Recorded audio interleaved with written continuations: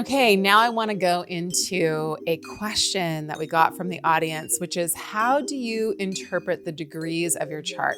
Phenomenal question. I love this question. I love to talk about the degrees. The degrees are so important. So the degrees of your rising sign, the degrees of a planet in your chart, the degrees of anything that is an object or a point that we, have named in the chart. It's so important what exact degree they fall in the zodiac, in the sign that they're in. There's a big difference between a planet at 2 degrees of a sign and 26 degrees of a sign. And this is why. A of all, there's a technique or there's a way of looking at each 10 degrees of the zodiac. It's called the decans, and it is an ancient Egyptian kind of technique to understand how the planets are different given if they fall between 0 and 10, 10 and 20, or 20 and 30 degrees of that sign. And each 10-degree section of each sign means something very specific. So someone born in the first 10 days of Aries is going to be very different than somebody born in the last 10 days of Aries, given this kind of paradigm or this way of seeing the sky. That's one way to think of it and to understand why the degrees are important. We can look at what decan or like what aspect of that sign the planet is falling in. Then there is something called the bounds, and there's different systems within this, but it's another technique. It is another technique that we could say that one of them is Egyptian as well, like ancient Egyptian astrology. And that tells us that certain degrees of each sign are ruled by a specific planet. And if you have a planet in the bounds that it's ruled by, it's like extra important or extra strong or extra significant. So there's that too. And then there's a third thing, which is exaltation degrees. So there are certain degrees of certain signs for certain planets that are said to be the exaltation degree. So Jupiter has an exaltation degree of Cancer, the moon has an exaltation degree of Taurus, and so on. And so if you have a planet at that degree, that's really important too, because that's like a super special signature.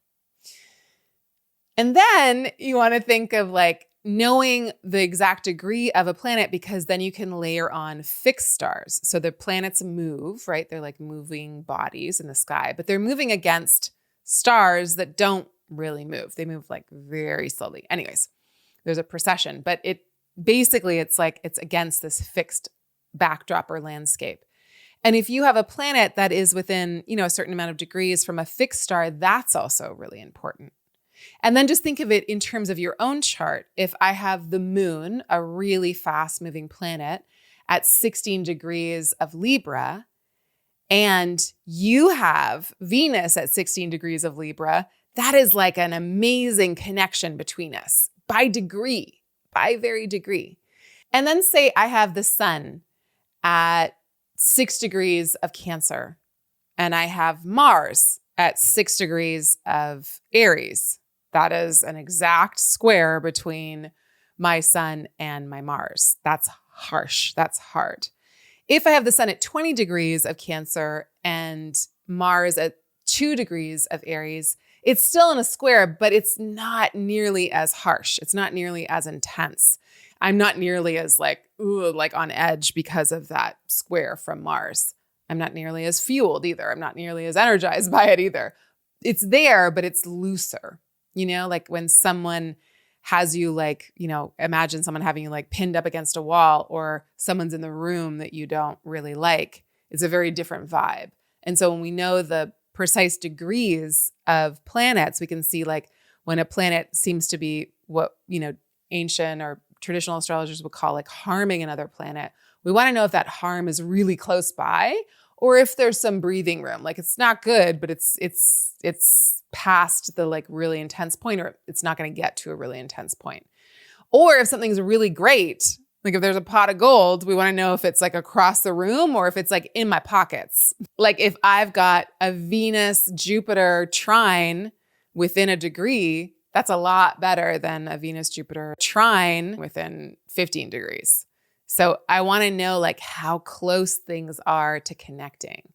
So there's different ways of looking at this. It's like each degree of the zodiac, each degree of the sign that we're talking about means something if you're looking at it through the lens of these different ways to see the planets in the sky from a viewpoint of ancient astrology. There's also a modern thing called the Sabian symbols, which is somebody channeled a sentence for each and every degree of the zodiac.